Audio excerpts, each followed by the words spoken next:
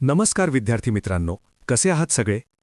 आपल्या ऑनलाईन क्लासमध्ये तुम्हा सर्वांचं पुन्हा एकदा खूप खूप स्वागत आहे. मागच्या 2 सेशन्समध्ये आपण रोजगार कौशल्ये आणि ऑनलाईन शिक्षण याबद्दल माहिती घेतली. आज आपण एका अशा विषयावर बोलणार आहोत ज्याची सध्या सगळीकडे सर्वात जास्त चर्चा आहे. तो विषय म्हणजे भविष्यातील कामाचे जग. तयार आहात सगळे? चला तर मग सुरुवात करूया. स्क्रीनवर बघा. आजचं आपलं हे मॉड्यूल 1.3 आहे, ज्याचं नाव आहे भविष्यातील कामाचे जग, म्हणजेच फ्युचर ऑफ वर्क.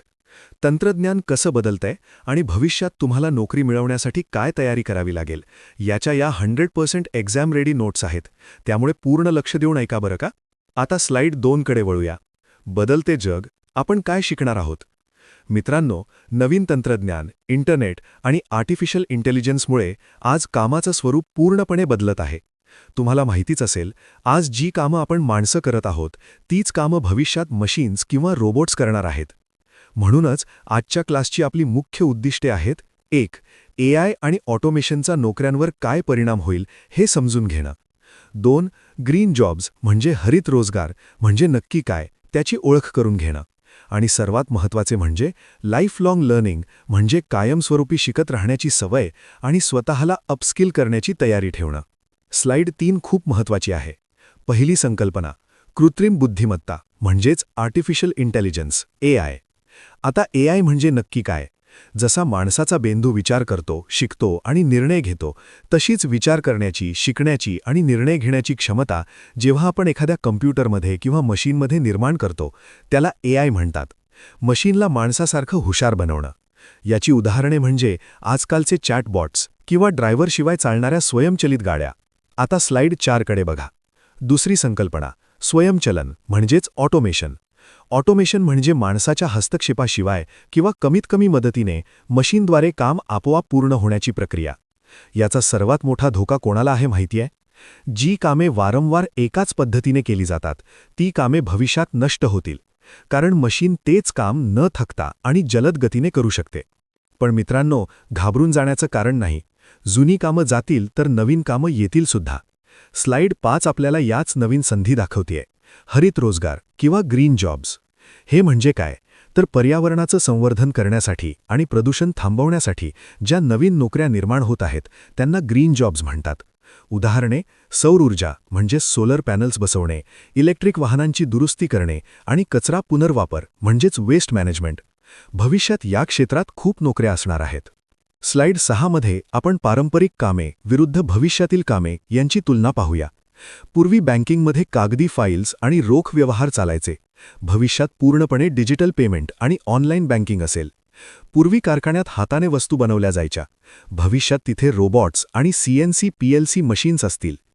शेतीत पूर्वी पारंपरिक अंदाज बांधले जायचे.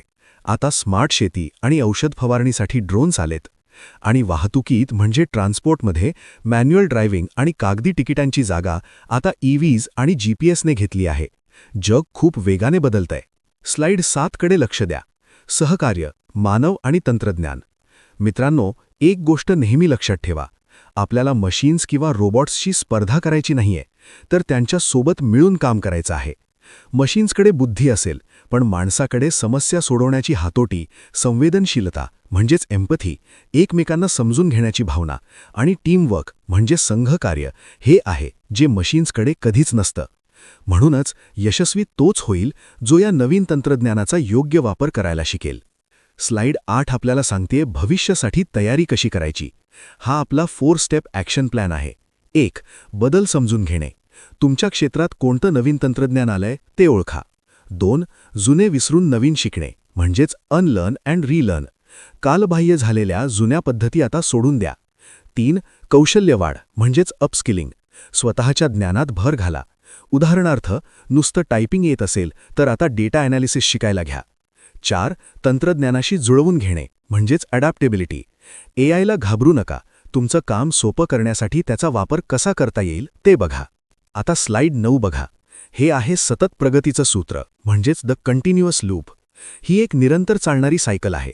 लर्न म्हणजे शिका, नवीन गोष्टी आणि तंत्रज्ञान.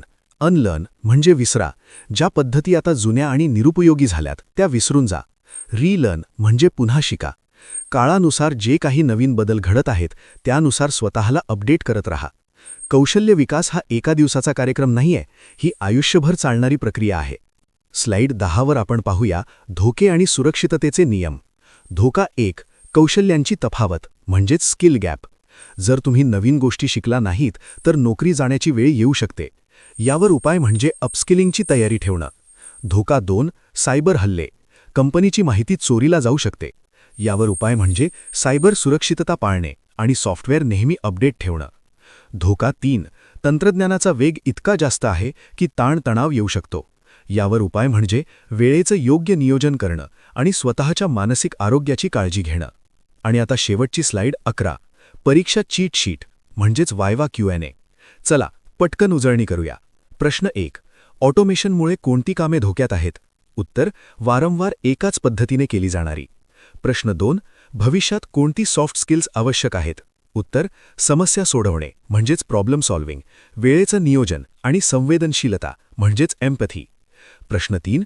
हरित रोजगार म्हणजेच ग्रीन जॉब्स म्हणजे काय?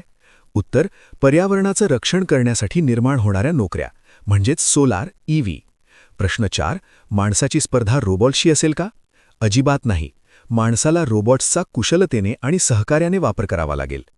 तर विद्यार्थी मित्रांनो, अशा प्रकारे आपलं हे भविष्यातील कामाचे जग हे अतिशय महत्त्वाचे मॉड्यूल इथे संपतं आहे. मला खात्री आहे की तुम्ही या सर्व गोष्टी लक्षात ठेवाल आणि स्वतःला नेहमी